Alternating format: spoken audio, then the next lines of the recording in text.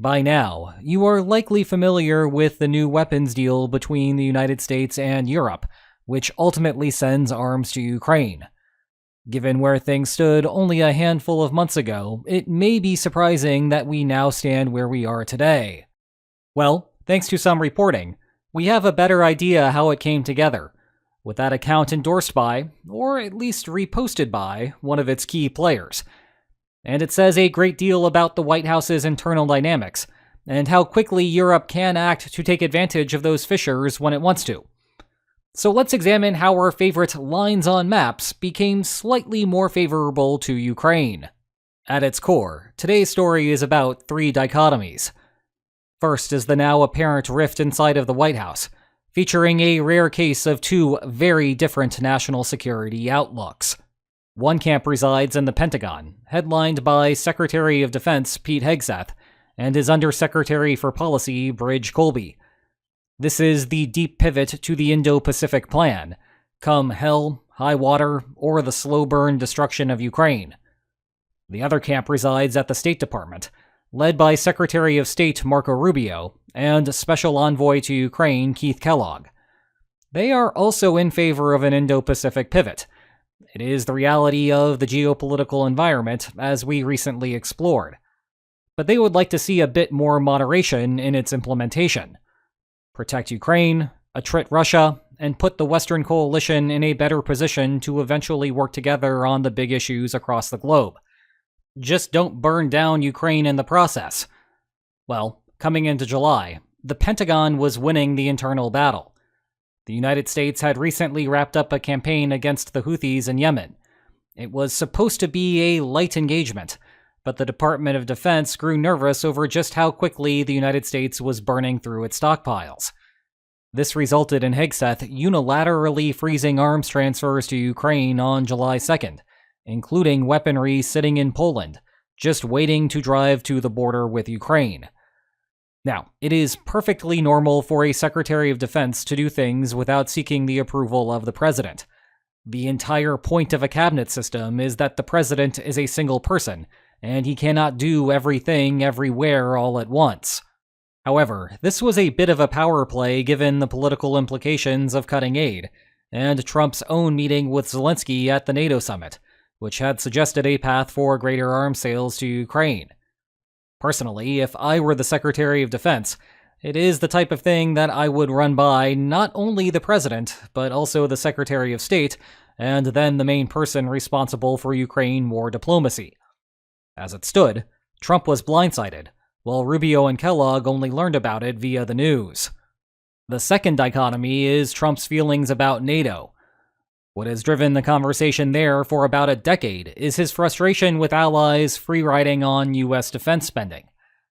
Now, that makes it sound like it is a Trump versus NATO thing, but NATO is not one military with one budget.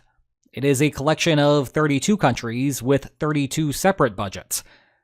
Trump's anger is directed more toward the western half of Europe, which has perennially been below the original target of 2% of GDP spent on defense.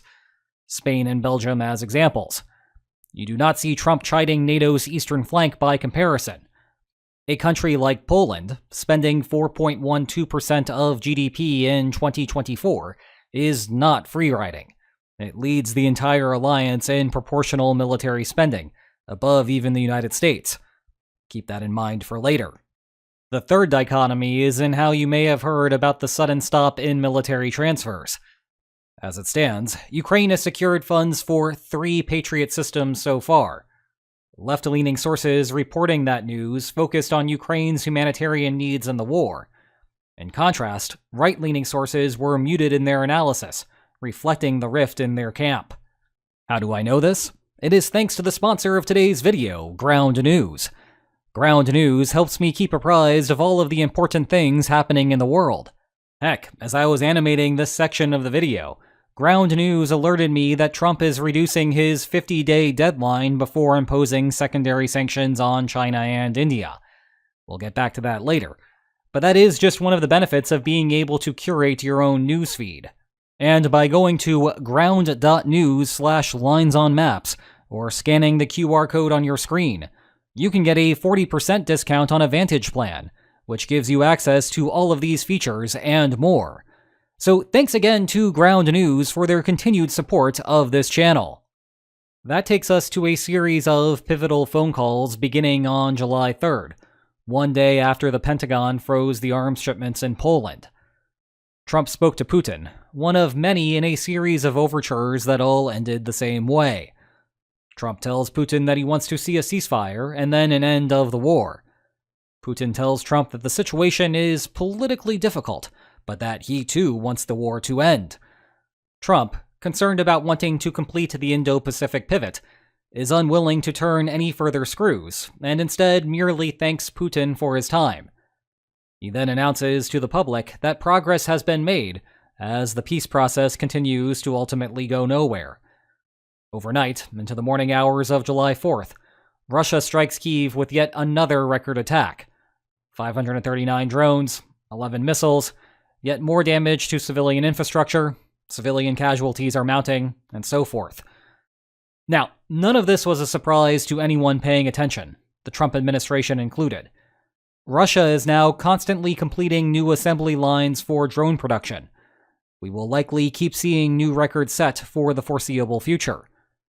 But what was different this time was what happened here, less than 2 kilometers from the Ukrainian government plaza. It is the Polish consulate, and it got hit.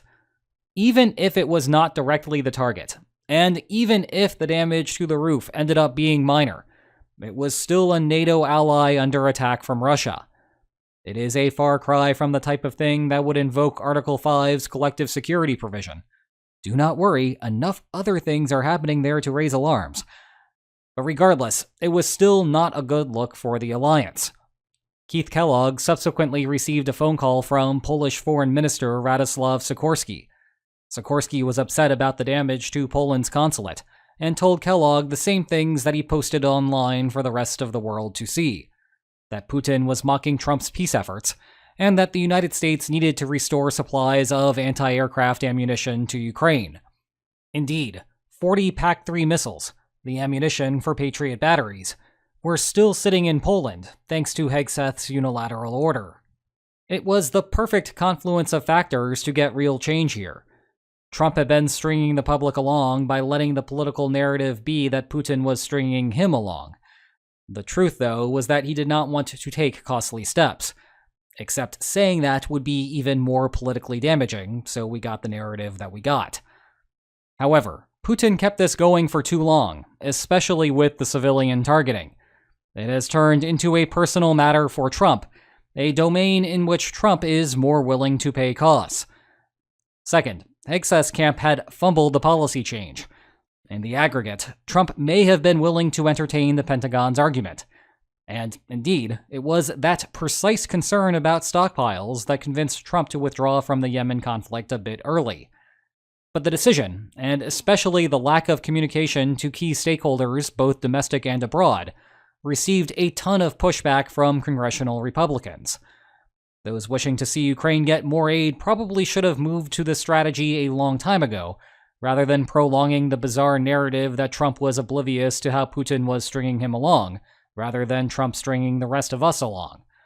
But, in any case, Congress had at long last made its move after months of its own stalling. Finally, Poland was now a victim of the civilian targeting that Trump had been insisting that Putin terminate. As a callback to earlier, remember that this is the same Poland that is the gold standard of NATO military spending, and it was occurring less than 2 weeks after the NATO allies agreed to raise core defense spending to 3.5% of GDP.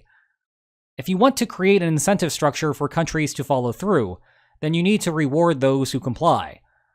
Well, Kellogg phoned Trump and updated him on the situation. Trump told Kellogg to contact Hegseth and have him lift the weapons pause. Given the rift in the White House, that must have felt like a nice win for Kellogg. The former general had been arguing for more than a year that the United States should ramp up aid to Ukraine conditional on Russia not agreeing to a ceasefire, and he was starting to see his recommendation put into practice. The PAC-3 missiles were heading back to Ukraine to help defend against a repeat of the July 4th barrage. Now, if the story ended here, this would probably not be worth talking about. Trump could have gone back to his 4th of July festivities and not thought much about it again. After all, the focus of this whole saga is 40 missiles. I repeat, 40 missiles. Obviously, that is better for Ukraine than 0 missiles, but 40 missiles is not about to have a tangible effect on the war outcome. However, the real power play came from across the Atlantic. German Chancellor Friedrich Merz saw an opportunity to go further. Under the previous Chancellor Olaf Scholz, Germany had taken a tepid approach to the war. Merz, in contrast, ran as a hawk and began looking for new paths forward from day one of his administration. What Ukraine really needed were more Patriot systems, the things that actually shoot the interceptor missiles, plus a long-lasting supply of those missiles, not just a band-aid supply of 40. Germany had Patriot systems in country, but transferring U.S. tech requires White House approval, and it would also leave Germany without interceptors to defend itself. Merz reasoned that Trump would be amenable to selling the next Patriot systems to come off the line, while forwarding German-owned Patriots to Ukraine immediately. NATO Secretary General Mark Rutte saw an opportunity to go further. Merz's intuition was correct, but there was no need to stop at German-owned Patriots. Indeed, the Hague Summit Declaration explicitly says that aid to Ukraine counts toward each member's pledge to contribute 3.5% of GDP to core defense.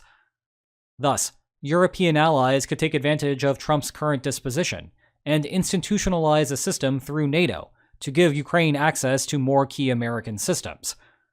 Trump would get to make a splashy announcement like he always enjoys. Ukraine would get the equipment it needs at a critical time in the war, and the sales would keep Trump's interest over the long term.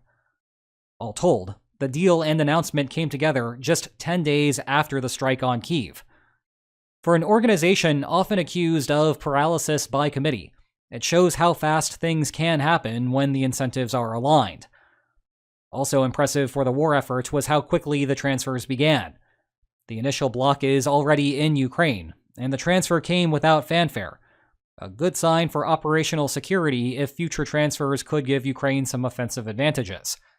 Details about what weapons might go next are correspondingly vague. This Washington Post story cites 2 anonymous officials as indicating that radars, jamming systems, drone interceptors, and artillery are on the agenda. But that does not say much beyond what someone in the dark might have already guessed. But there was a second part of Trump's U-turn worth briefly examining. As far as we can tell, it was not directly related to the Polish consulate incident. But Trump announced it at the same time, and it might have reflected his overall change in disposition on the conflict. It is the threat of secondary sanctions, which, and please shout this from the rooftops to anyone who says otherwise, do not target Russia. Rather, the secondary sanctions will place large tariffs on countries still doing business with Russia, which are primarily China and India, though others might get dragged down too. Oil and whatnot. This was not designed to move as fast as the military aid was. Trump set a 50-day deadline at the press conference, a reasonable choice if he wanted to try to have China and India work on the United States' behalf to convince the Kremlin to halt its advances. U.S. businesses might also want some time to internalize the possibility and reroute orders accordingly. The flip side, of course, was speculation that we were just reverting back to the seemingly never-ending deadlines. But unlike the weapons transfers, there is much more uncertainty about whether that will come into effect. And also unlike weapons transfers, the sanctions will come at a real cost to the United States instead of being net profitable. Tariff rates exceeding 100% will do that. Yesterday, Trump added further intrigue to the matter by announcing during a meeting with British Prime Minister Keir Starmer that he was going to cut the deadline to between 10 and 12 days. Quick reminder that this is a verbal threat, so cue the standard caveat.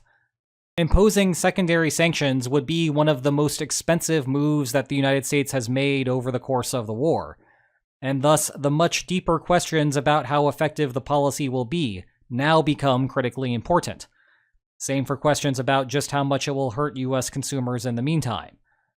In turn, what might happen there is a separate story for a separate video. Hey, maybe that would be a great topic for the next video, in fact. Thanks again to Ground News for sponsoring today's video. Go to ground.news/linesonmaps or scan the QR code on your screen to get a 40% discount on a Vantage plan.